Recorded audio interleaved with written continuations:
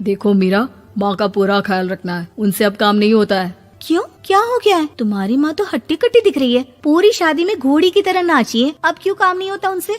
वो माँ प्रेग्नेंट है ना, बच्चा होने वाला है। मैं कभी भी भाई बन जाऊंगा इस साल के अंत तक। क्या बोल रहे हो? वो सर पर हाथ रखकर बैठ जाती है। यार पहले क्यों नहीं बताया? कैसा मजाक है ये?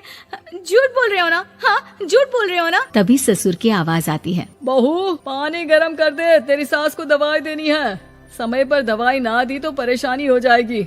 और हाँ, जरा काजू पीस कर दूध में मिलाकर ले आना। तेरी सास खुद से तो अपनी संभाल करेगी नहीं। हे भगवान, ये मैं क्या सुन रही हूँ? ये ससुर जी को क्या हो गया है? मैं क्या सोच कर आई थी? हाय रे, मैं तो किसी को मुंह भी नहीं दिखा पाऊंगी। अब ये रोना धोना बाद में करना, पहले गर्म पानी कर दो। माँ को दवाई देनी होगी।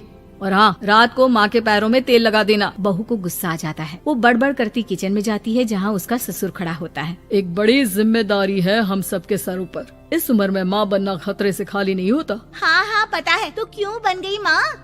अरे खतरे से कम नहीं है तो क्या जरूरत थी लल्ला पैदा करने की? कैसी बात कर रही हो बहू? क्या तुम खुश नहीं कि घर में एक नया मेहमान आएगा, छोटे छोटे पैरों से पूरे घर में घूमेगा? पिताजी, ये हाथ जोड़े आपके, आप यहाँ से जाओ। ये शायरी बाद में बताना, अभी मैं पानी गरम करके थर्मस में दे देती हूँ। सारा दिन पिलाते रहो गरम पानी। और हाँ, ये बच्चे की बात बार बार मुझसे कोई नहीं करेगा। बहू का पारा अब चढ़ा ही रहता था। वो काम तो सारा करती, लेकिन किलस किलस कर। मीरा सारे काम से फुर्सत पाकर बैठी होती है कि माँ का फोन आ जाता है। बेटा, बहुत बड़ी जिम्मेदारी है तेरे सर पर, अच्छे से निभाना। ससुराल में हर किसी को खुश रखना वैसे तो मुश्किल है, लेकिन भगवान ही हिम्मत देता है बहू को हर कुछ सहकर सबको खुश रखने की। क्या बड़बड़ किए जा रही हो माँ? जानती भी हो कि यहाँ क्या चल रहा है? मेरी सास, अरे तेरी सास तो देवी है देवी। कितने खुश हो रहे थे सारे तेरी सूरत देख देख कर। पता नहीं जैसे बहू नहीं कोई मन मांगी मुराद मिल गई हो उन लोगों को। अरे बात तो पूरी सुनो। मन मांगी मुराद तो पूरी हुई है। अरे मेरी सास को बच्चा होने वाला है, प्रेग्नेंट है वो। क्या बकवास कर रही है मीरा? ये बात किसी को कहना मत। मुझे तो बता दिया, लेकिन अब अपनी जबान सिल ले। कहाँ है तेरी सास? बात तो करा मेरी। पूछू जरा, पोता पोती खिलाने की उम्र में खुद का बच्चा खिलाने का शौक कहाँ से आ गया? और आया भी तो बताना तो चाहिए था। अब क्या नाक कटाने के लिए हम लोगों से रिश्ता जोड़ा है? रुक, तेरे पापा से बात करती हूँ। मीरा फोन रखकर लेट जाती है। वो एक सपना देखती है कि उसकी गोद में एक बच्चा खेल रहा है। भाभी की गोद में कितना खुश दिख रहा है ना? लग ही नहीं रहा कि भाभी है। मैं तेरे लिए क्या लाया हूँ, सोने की बालियाँ।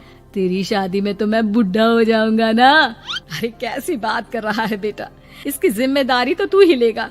हम लोगों का तो कोई भरोसा नहीं, कब ऊपर वाला उठा ले। बहू को सास को देख देख कर गुस्सा आ रहा था। तभी वहाँ पड़ोसन आ जाती है। अरे बहू, तुझसे तो पूछने से भी डर लगता है कि कब खुशखबरी सुना रही है।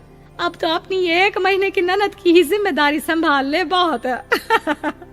अपने जेवर भी रख देना और पैसे भी जमा करना शुरू कर दे। वो बात आगे बढ़ाती उससे पहले ही बहू जोर से चिल्लाकर उठ जाती है। नहीं नहीं नहीं नहीं, मैं अपने जेवर किसी को नहीं दूंगी। अरे कौन ले रहा है तुम्हारे जेवर? तुम औरतें भी ना सपने में भी जेवर ही संभालती रहती हो। मैंने जो सपना देखा है ना, सुनोगे तो होश उड़ जाएंगे। अच्छा, तुम अपना सपना बाद में बताना, पहले मेरा सुनो। कल मैंने इतना अच्छा सपना देखा, इतना अच्छा सपना देखा कि अगर वो पूरा हो जाता है ना तो मैं तुम्हारे लिए रानी हार बनवा दूंगा। बहू अब सारे गम भूलकर पति का सपना सुनने में लग जाती है। अरे क्या सपना था बताइए ना, बोलिए भी तो, क्या सपना है? मैं पूरा कर दूंगी अगर बात रानी हार की है तो। बोलिए बोलिए। मैंने रात को सपना देखा कि माँ को बेटी हुई है और मुझे बहन। सच्ची, इस घर में बेटी हो जाए तो मैं तो झूम ही उठूं। मीरा का मुंह बन जाता है। वो चुप हो जाती है और सपने की बात याद करती है कि बेटी हुई तो उसे ही अपने गहने उसे देने होंगे। फिर तो रानी हार की जरूरत पड़ेगी ही। भाई लड़की बड़ी होगी, उसकी शादी होगी तो जेवर तो चढ़ाने ही होंगे ना, कहाँ से आएंगे वो? कितने समझदार हो तुम मीरा। मैंने भी यही सोचकर तुम्हारे लिए रानी हार लेने का सोचा था। अरे फूटी किस्मत मेरी जो ऐसा परिवार मिला। मेरे पापा की तो मैं अभी क्लास लगाती हूँ, जो सब जानते हुए भी ऐसे परिवार में मेरी शादी कर दी। बहू पिता को फोन लगाने ही वाली होती है कि ससुर की फिर से आवाज आती है। बहू, गरम पानी ले आ जल्दी, थर्मस में खत्म हो गया है।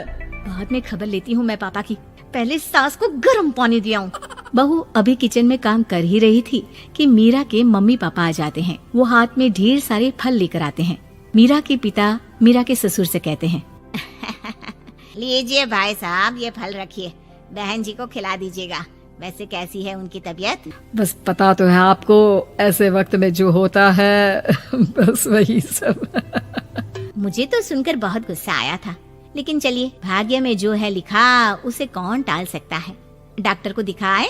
हाँ, बस डॉक्टर आने ही वाला है। अच्छा हुआ आप लोग भी आ गए। उतने में एक सुंदर सी लेडी डॉक्टर आती है। पेशेंट कौन है आप? अरे नहीं जी, मैं तो बहू हूँ इस घर की।